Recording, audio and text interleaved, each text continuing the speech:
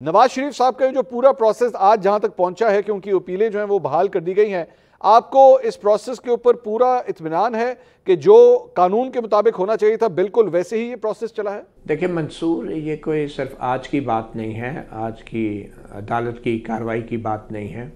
बतौर court reporter मैं आपको ये बता सकता हूँ कि ये अदालत की जो भी ये कार्रवाई है ये एक तसलसल है।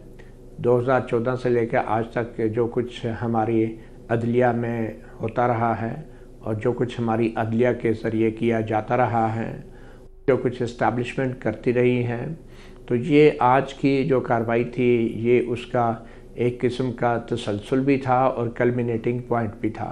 तो ये बड़ा आसान है रिपोर्टर्स के लिए कि सिर्फ एक दिन के मामलात को देख के हम उस पर ये नतीजा अखज़ कर लें कि आज जो कुछ हुआ वो किसी के लिए उम्मीद थी और किसी के लिए नाउमीदी। बुनियादी तौर पे पिछले तकरीबन अब 8-9 साल से जो कुछ इस मुल्क में हो रहा है हमें उसको नहीं भूलना चाहिए और महज ये कह देना कि आज की कार्रवाई में किसी को रिलीफ मिल गया है और किसी को नहीं मिला, मेरे ख्याल में ये आवाम के सामने पूरी बात ना करने के बराबर होगा। तो आज की कार्रवाई के बारे में अगर आप पूछते हैं तो मैं तो यही कहूँगा कि जो चीज़ें पहले गलत तरीके से की गई थी, अब उन्हीं चीज़ों को गलत तरीके और गलत माहौल से ठीक करने की कोशिश की जा रही है।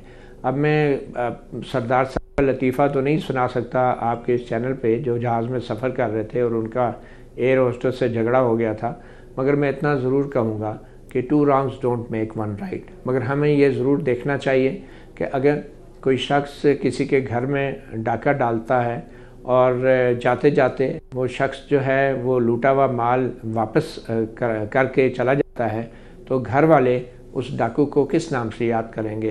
क्या घर वाले उस डाकू को एक शरीफ आदमी के तौर पे याद रखेंगे या उस डाकू को एक डाकू के तौर पे याद रखेंगे? तो ये एक लूटा हुआ माल है जो लुटाया जा रहा है। गो के अब इसमें सवाल ये पैदा होता है, क्या वो कानून के तरीके से लुटाया जा रहा है या गैर कानूनी तरीके से? मेरे ख्याल में इससे घर वालों को कोई गर्ज नहीं होगी। उनको उनका लूटा हुआ माल अगर वापस मिल जाए, चाहे पुलिस के ज़रिए या डाकू से, तो वो दोनों सूरतों में खुश होंगे।